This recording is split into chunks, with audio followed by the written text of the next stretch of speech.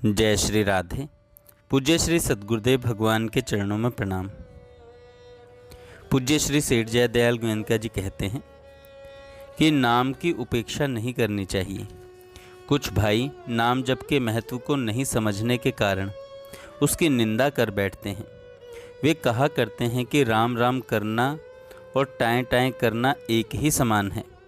साथ ही यह भी कहा करते हैं कि नाम जप के ढोंग से आलसी बनकर अपने जीवन को नष्ट करना है। इसी तरह की और भी अनेक बातें कही जाती हैं।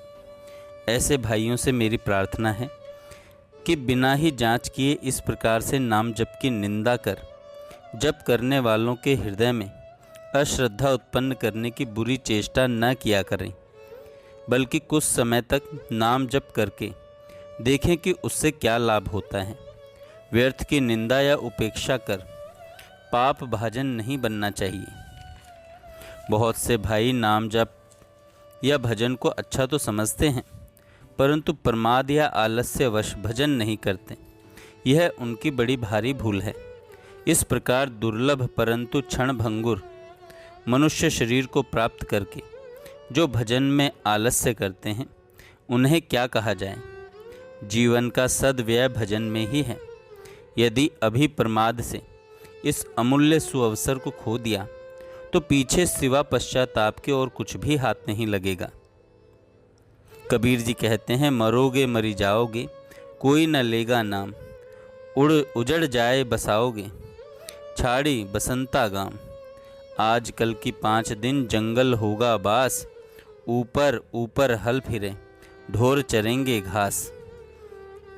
अतएव आलस्य और प्रमाद का परित्याग करके जिस किसी प्रकार से हो, उठते बैठते सोते और संपूर्ण कर्तव्य कर्मों को करते हुए सदा सर्वदा भजन करने का अभ्यास अवश्य करना चाहिए।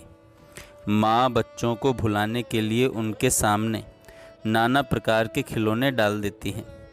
कुछ खाने के पदार्थ उनके हाथ में दे देती हैं। जो बच्चे उन पदार्थों में रमकर माँ के लिए रोना छोड़ देते हैं, माँ भी उन्हें छोड़कर अपना दूसरा काम करने लगती हैं। परंतु जो बच्चा किसी भी भुलावे में न भूलकर केवल माँ माँ पुकारता है, उसे माँ अवश्य ही अपनी गोद में लेने के लिए बाध्य होती हैं। ऐसे जिद्दी बच्चे के पास घर के सारे आवश्यक कामों को छोड़कर भी माँ को तुरंत आना और उसे अपने हृदय से लगाकर प्यार करना पड़ता है, क्योंकि माता इस बात को जानती है कि यह बच्चा मेरे सिवा और किसी विषय में भी नहीं भूलता है। इसी प्रकार भगवान भी भक्त की परीक्षा के लिए उनके इच्छा अनुसार उसे अनेक प्रकार के विषयों का प्रलोभन देकर भुलाना चाहते हैं।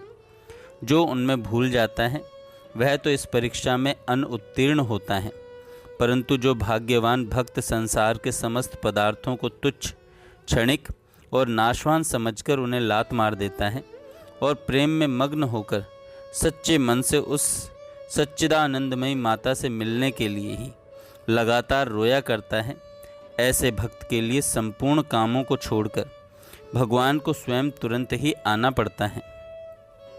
महात्मा कबीर जी कहते हैं, केशव केशव कूकिए न कूकिए असार, रात दिवस के कूकते कभी तो सुने पुकार। राम नाम रटते रहो जब लगी घट में प्राण, कब हूँ तो दीन दयाल के भनक पड़ेगी कान। इसलिए संसार के समस्त विषयों को विष के लड्डू समझते हुए उनसे मन हटाकर श्री परमात्मा के पावन नाम के जप में लग जाना ही परम कर्तव्य है। जो परमात्मा के नाम का जप करता है, दयालु परमात्मा उसे शीघ्र ही भव बंधन से मुक्त कर देते हैं। यदि यह कहा जाए कि ईश्वर न्यायकारी है, भजने वाले के ही पापों का नाश करके उसे परम गति प्रदान करते हैं, तो फिर उन्हें दयालु क्यों कहना चाहिए। परमात्मा छोटे बड़े का ख्याल नहीं करते। ये यथा माम प्रपद्यन्ते तथैव भजाम्यहम्।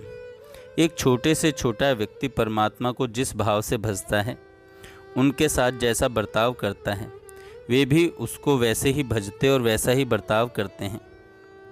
यदि कोई उनके लिए रोकर व्याकुल होता है तो वे भी उससे मिलने के लिए उसी प्रकार अकुला उठते हैं। वह उनकी कितनी दया की बात है। अतएव इस अनित्य क्षण भंगुर नाशवान संसार के समस्त मिथ्या भोगों को छोड़कर उस सर्वशक्तिमान न्यायकारी शुद्ध परम दयालु सच्चे प्रेमी परमात्मा के पावन नाम का निष्काम प्रेम भाव से ध्यान सहित सदा सर्वदा जप करते रहना चाहिए। संसार के समस्त दुखों से मुक्त होकर ईश्वर साक्षात्कार के लिए नाम जप ही सर्वोपरि युक्ति युक्त साधन है। कहो कहाँ लगी नाम बड़ाई, राम न सकहीं नाम गुण गाई। जय श्री राधे।